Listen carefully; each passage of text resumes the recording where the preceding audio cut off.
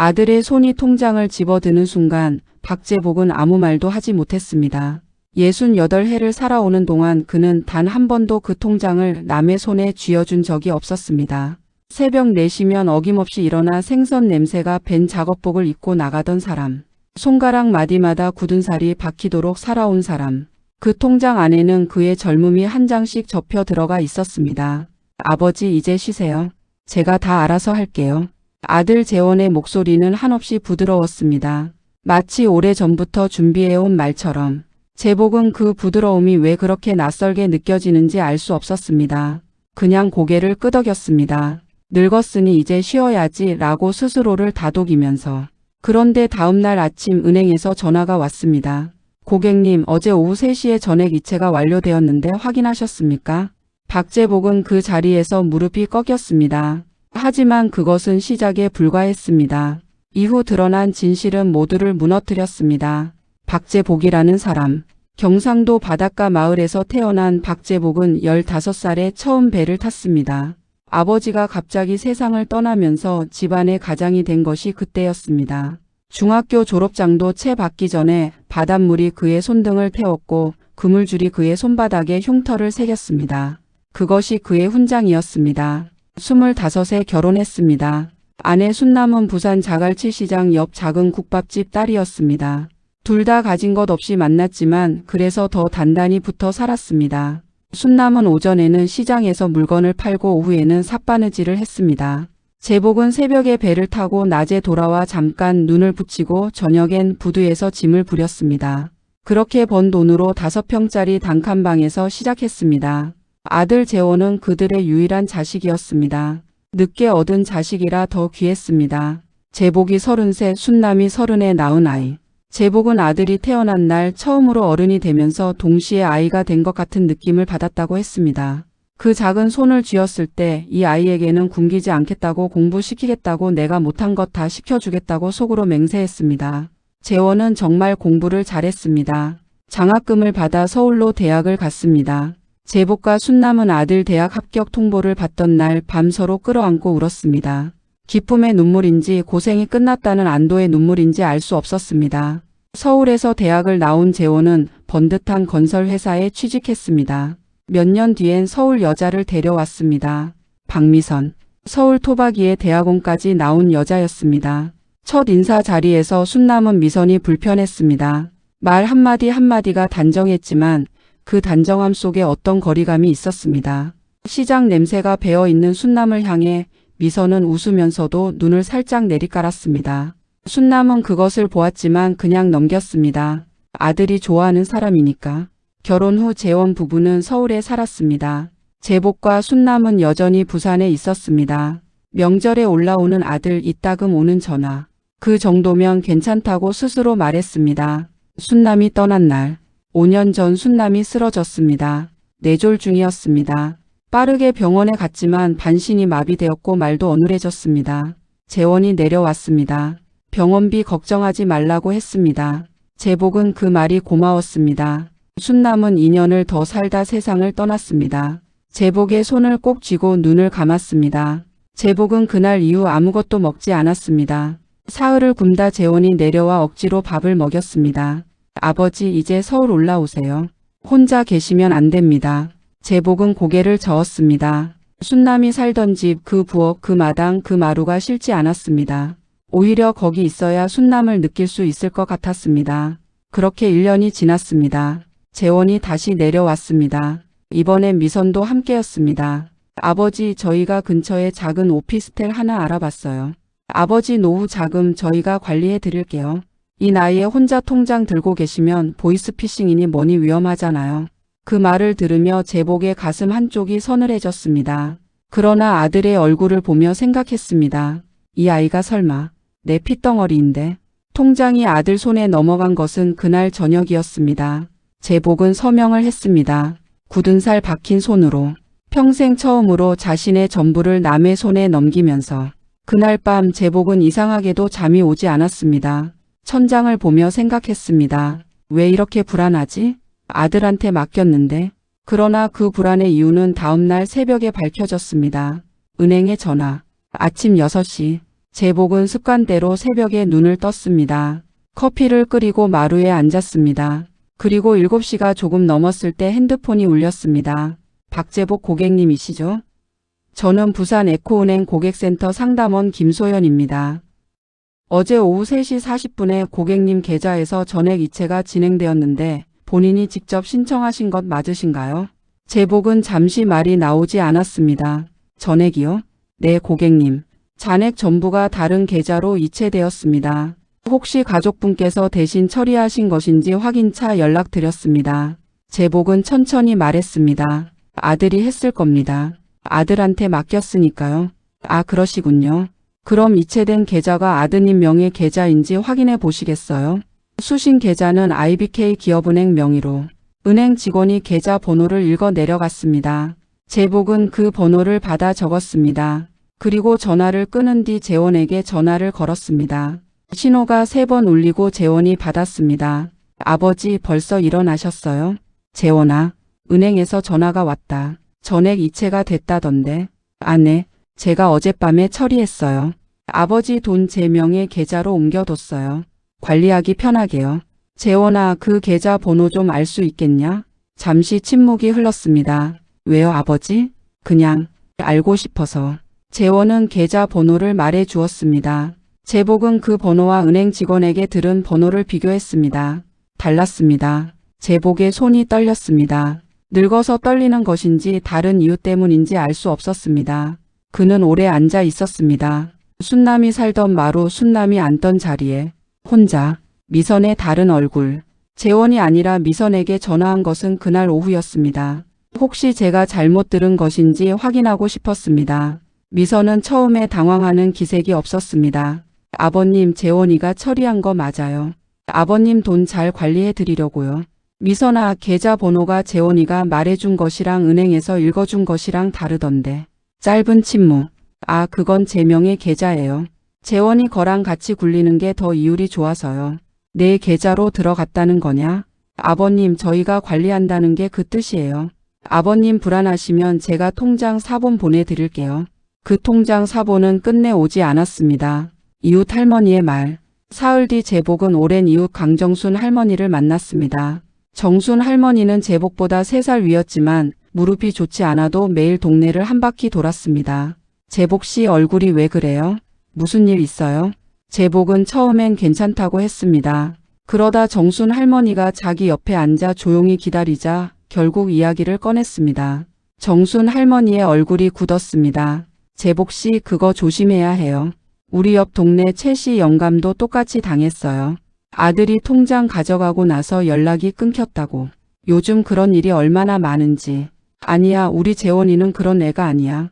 그렇게 말하는 사람치고 나중에 안 그런 사람 못 봤어요. 제복은 그 말을 흘려들었습니다. 그러나 그 말은 그날 밤 내내 그의 귓가에 맴돌았습니다. 통장 잔액 확인. 제복이 은행에 직접 찾아간 것은 나흘째 되던 날이었습니다. 창구에 앉아 잔액을 조회했습니다. 0원. 숫자를 보는 순간 제복의 눈앞이 하얘졌습니다. 40년 동안 한 푼 한 푼 모은 돈. 순남이 병원에 누워서도 남겨두자고 했던 돈. 아들 대학 보내고 남은 것, 아들 결혼할 때 보태주고 남은 것, 그 모든 것이 담겨 있던 통장. 그 안에는 2억 3천만 원이 있었습니다. 제복은 창구 직원에게 물었습니다. 이체 내역을 보고 싶다고. 직원이 출력해준 종이를 보니 어제 단 한 번의 이체로 전부 빠져나갔습니다. 수신 계좌 이름은 박미선. 재원에게 직접 묻다. 제복은 서울로 올라가기로 했습니다. 전화로는 더 이상 되지 않는다는 것을 알았습니다. 무릎이 좋지 않았지만 KTX를 타고 서울로 갔습니다. 재원에게는 오신다고 연락하지 않았습니다. 재원의 아파트 앞에서 초인종을 눌렀습니다. 아무도 나오지 않았습니다. 다시 눌렀습니다. 한참 후에 미선이 나왔습니다. 어머, 아버님 갑자기 어떻게 오셨어요? 재원이 있냐? 재원이는 지금 출장 중이에요. 아버님 연락 미리 주시지. 미선아, 통장 내역 봤다. 내 이름으로 이체됐더라. 미선의 표정이 굳었습니다. 잠시 침묵이 흘렀습니다. 들어오세요, 아버님. 거실 소파에 앉았습니다. 미선은 물을 가져왔습니다. 제복은 물을 마시지 않았습니다. 미선아, 나한테 솔직하게 말해라. 그 돈 어디 갔냐? 미선은 잠시 무릎을 보았습니다. 그리고 천천히 말했습니다. 아버님 죄송해요. 무슨 소리냐? 재원이가 회사에서 큰일이 생겼어요. 작년에 프로젝트가 잘못됐는데 거기서 손실이 엄청나게 났어요. 재원이가 개인 보증을 섰거든요. 갚지 않으면 소송까지 간대요. 제복은 할 말이 없었습니다. 그래서 아버님 돈을 잠깐만 써야 했어요. 다 갚을 거예요. 정말이에요. 잠깐이 얼마냐? 6개월이요. 2억 3천을 6개월 안에 갚겠다는 게냐? 미선은 고개를 끄덕였습니다. 그러나 그 눈빛은 제복에게 확신을 주지 않았습니다. 재원이 돌아왔다. 그날 저녁 재원이 돌아왔습니다. 현관에서 제복을 보고 멈췄습니다. 아버지, 앉아라. 재원은 조용히 소파에 앉았습니다. 미선은 부엌으로 들어갔습니다. 재원아, 왜 거짓말했냐? 내 계좌라고 했는데 미선이 계좌더라. 재원은 한참 말이 없었습니다. 아버지한테 솔직하게 말 못했어요. 미선이 계좌 말하면 아버지가 더 이상하게 생각할까봐. 그게 이상한 게 아니냐? 며느리 계좌로 아비 돈을 옮겨놓고. 아버지, 미선이 신용이 제 것보다 좋아서요. 금융 정리하는데 유리해서 그렇게 한 거예요. 제복은 아들의 얼굴을 오래 들여다봤습니다. 이 아이가 거짓말을 하고 있는가 아닌가. 40년을 함께 살아왔는데도 알 수 없었습니다. 재원아, 나 그 돈 없으면 어떻게 살지 알고 있냐? 그게 전부다. 재원의 눈에 처음으로 물기가 차올랐습니다. 아버지 죄송해요. 꼭 갚을게요. 제복은 대답하지 않았습니다. 그날 밤 그는 재원의 집 작은 방에 누웠습니다. 천장을 보며 눈물도 나오지 않았습니다. 너무 오래 살았나 싶었습니다. 과거의 복선이 흔들리다. 그런데 그날 밤 재원이 전화를 받는 소리가 들렸습니다. 목소리를 낮췄지만 제복의 귀는 아직 밝았습니다. 형, 나야. 아버지가 올라오셨어. 응, 알아. 걱정 마. 내가 어떻게든 할게. 형? 재원에게는 형이 없었습니다. 외동이었습니다. 제복은 그 목소리를 오래 기억 속에서 뒤졌습니다. 재원이 형이라고 부를 사람, 친구, 처남, 아니면. 제복은 자리에서 일어나 앉았습니다. 심장이 빠르게 뛰었습니다. 무언가 더 큰 것이 그 돈 이면에 숨어 있다는 예감이 들었습니다. 진짜 이유. 제복이 다음날 아침 일찍 재원의 서재에 들어간 것은 충동적인 행동이었습니다. 재원이 샤워를 하러 들어간 틈을 타 책상 서랍을 열었습니다. 거기엔 서류들이 있었습니다. 법원 서류, 채권 압류 통지서, 그리고 대출 계약서. 제복은 그 서류들을 하나씩 읽었습니다. 손이 떨렸습니다. 건설 프로젝트 손실이라는 것은 사실이었습니다. 그러나 그것이 전부가 아니었습니다. 재원은 회사에서 손실을 본 것이 아니라 개인적으로 투자한 부동산 사업이 실패한 것이었습니다. 그것도 혼자가 아니라 처남 김태준과 함께. 김태준, 미선의 오빠. 제복은 그제야 알았습니다. 재원이 전화해서 형이라고 부른 사람이 처남이었습니다.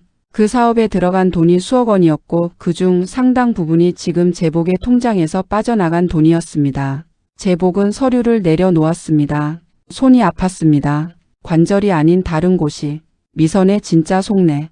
재원이 샤워에서 나왔을 때 제복은 그 서류를 들고 있었습니다. 재원의 얼굴이 창백해졌습니다. 아버지, 이게 뭐냐 재원아. 재원은 대답 대신 소파에 주저앉았습니다. 그때 미선이 나왔습니다. 상황을 보고 짧게 한숨을 내쉬었습니다. 아버님, 다 말씀드릴게요. 미선이 말한 내용은 이러했습니다. 재원과 오빠 태준이 함께 부동산 분양 사업을 시작했습니다. 처음엔 잘 됐습니다. 그런데 작년 하반기 금리 급등으로 분양이 끊겼고 시행사가 부도가 났습니다. 재원이 개인 보증을 선 상태였기 때문에 빚이 그대로 재원에게 왔습니다. 그 금액이 3억이 넘었습니다. 그래서 아버님 돈을 먼저 써서 급한 불을 끄고 오빠가 다른 데서 돈을 구해서 다시 채워 넣을 계획이었어요. 제복은 조용히 물었습니다. 태준이가 지금 돈을 구하고 있나? 미선이 잠시 눈을 피했습니다. 아직은요? 아직은 일하는 게 언제 된다는 거냐? 대답이 없었습니다. 제복은 자리에서 일어섰습니다. 재원아. 재원이 고개를 들었습니다. 아버지가 평생 뭘 믿고 살았는지 아냐? 재원이 대답하지 않았습니다. 너 하나다. 너 하나만 믿고 살았다. 어머니 가고 나서도 혼자 있어도 너 있으니까 괜찮다 했다. 근데? 제복의 목소리가 갈라졌습니다. 근데 그게 아니었구나. 재원의 눈에서 눈물이 떨어졌습니다. 미선도 고개를 숙였습니다. 무너지는 장면. 제복은 말없이 현관으로 걸어갔습니다. 신발을 신었습니다. 재원이 따라왔습니다. 아버지 어디 가세요? 집에 간다. 아버지 저 이야기 아직 못다 했어요. 다 들었다. 아버지. 제복은 돌아보지 않았습니다. 엘리베이터를 타고 내려오는 동안 아무 생각이 없었습니다. 아파트 로비를 나와 걷기 시작했습니다. 서울 거리, 낯선 사람들, 높은 건물들. 제복은 걸으면서 생각했습니다. 어디서 잘못됐을까? 돈 때문인가? 미선 때문인가? 아니면 내가 너무 믿어서인가? 아니면 내가 너무 늙어서인가? 한 블록을 걷다 벤치에 앉았습니다. 다리가 후들거렸습니다. 무릎이 아팠습니다. 핸드폰이 울렸습니다. 재원이었습니다. 받지 않았습니다. 하늘을 올려다봤습니다. 서울의 하늘은 부산의 바다 색깔이 아니었습니다. 회색이었습니다. 제복은 그 하늘 아래 오래 앉아 있었습니다. 분노가 지나가고 혼란이 밀려왔습니다. 그리고 그 혼란이 가라앉을 무렵 좌절이 왔습니다. 순남이 보고 싶었습니다. 이 이야기를 들어줄 사람이 없었습니다. 정순 할머니의 전화. 부산으로 내려온 제복에게 사흘 후 정순 할머니가 전화를 했습니다. 제복 씨, 나 할 말 있어요. 시간 있으면 우리 집으로 와요. 정순 할머니 집에 가니 낯선 남자가 한 명 있었습니다. 40대 초반으로 보이는 단정하게 생긴 사람이었습니다. 이 사람은 제 조카예요. 법률사무소 다니거든요. 제복 씨 사정 이야기했더니 한번 들어보겠다고 해서. 제복은 처음엔 거절했습니다. 아들 일을 남 앞에 꺼내는 게 부끄러웠습니다. 그러나 정순 할머니가 조용히 말했습니다. 제복 씨 부끄러운 게 아니에요. 당한 거예요. 그 말에 제복은 자리에 앉았습니다. 법률 상담은 1시간이 넘게 이어졌습니다. 조카는 서류를 보고 나서 말했습니다. 이 경우 민사 소송이 가능합니다. 동의 없이 이체한 것 그리고 이체 목적이 허위로 고지된 것, 이 두 가지가 핵심입니다. 어르신이 통장을 주신 것은 맞지만 이체 내역과 목적에 대해 정확한 설명을 받지 않으셨다면 사기에 해당할 수 있어요. 제복은 오래 앉아 생각했습니다. 재원이 부산으로 왔다. 그로부터 일주일 후 재원이 홀로 부산으로 내려왔습니다. 미선 없이 혼자였습니다. 제복의 집 마루에 앉아 재원은 한동안 말을 꺼내지 못했습니다. 제복도 먼저 말하지 않았습니다. 한참 만에 재원이 말했습니다. 아버지, 저 미선이랑 별거 중이에요. 제복은 놀랐습니다. 왜? 이번 일로 많이 싸웠어요. 아버지 돈 가져오는 게 제 아이디어가 아니었어요. 무슨 소리냐? 처음에 미선이가 말했어요. 아버지 돈 잠깐 빌리자고. 저는 싫다고 했어요. 근데 미선이랑 태준이 형이 같이 설득했어요. 급한 불 끄고 나면 아버지 모르게 다 채워 넣으면 된다고. 저도 알면서 눈 감은 거잖아요. 그게 저도 잘못인 거 알아요. 제복은 아들의 얼굴을 보았습니다. 그 얼굴이 15살 때 배 처음 탄 자신 같았습니다. 겁먹고 어쩔 줄 모르고 그래도 버티고 있는. 재원아, 네, 아버지한테 솔직하게 말했어야지. 재원이 고개를 끄덕였습니다. 죄송해요, 아버지. 진짜로. 제복은 오래 침묵했습니다. 분노가 없는 것은 아니었습니다. 그러나 그보다 더 깊은 곳에 무언가가 있었습니다. 재원아, 아버지가 제일 무서운 게 뭔지 아냐? 재원이 고개를 들었습니다. 돈보다 내가 이제 아버지한테 숨기는 사람이 됐다는 거다. 그게 더 무섭다. 재원의 눈에서 눈물이 흘렀습니다. 아이처럼 소리 내어 울었습니다. 제복은 한동안 그 울음을 가만히 들었습니다. 돈의 행방. 법적 절차를 통해 밝혀진 것은 충격적이었습니다. 2억 3천만 원 중 1억 2천만 원은 부동산 사업 채권 변제에 쓰였고 나머지 1억 1천만 원은 태준 명의 계좌에 남아 있었습니다. 법원의 강제 집행 결정이 나오면서 그 금액은 결국 제복에게 돌아왔습니다. 오래 걸렸고 그 과정이 쉽지 않았지만 재원은 자신의 퇴직금과 적금을 모두 해지하여 나머지 금액을 채웠습니다. 미선과는 결국 이혼을 했습니다. 태준은 사기 혐의로 고소가 들어간 상태였습니다. 봄날의 마루. 이듬해 봄 재원이 부산에 내려왔습니다. 이번엔 짐을 들고 잠시가 아니라 살러 온 것이었습니다. 제복은 마루에서 아들을 맞았습니다. 아들이 짐을 내려놓고 마루에 걸터 앉았습니다. 아버지, 같이 살아도 될까요? 제복은 아무 말 없이 손을 뻗어 아들의 손을 잡았습니다. 굳은 살 박힌 손과 이제 조금 부드러워진 손이 맞닿았습니다. 마당에 순남이 심어둔 목련이 피어 있었습니다. 순남은 해마다 그 나무에 물을 주었습니다. 제복은 그 꽃을 보며 생각했습니다. 순남아, 재원이 왔다. 많이 돌아서 왔지만 왔다. 그 봄날 두 사람은 나란히 마루에 앉아 밥을 먹었습니다. 국밥이었습니다. 순남이 끓여주던 그 국밥 맛은 아니었지만 따뜻했습니다. 제복은 숟가락을 들다 잠시 멈췄습니다. 그리고 속으로 생각했습니다. 살다 보면 다 지나간다. 그리고 지나고 나면 남는 건 결국 사람이다. 그는 그제야 깨달았습니다. 사랑은 늘 너무 늦게 온다는 걸. 하지만 그래도 온다는 걸.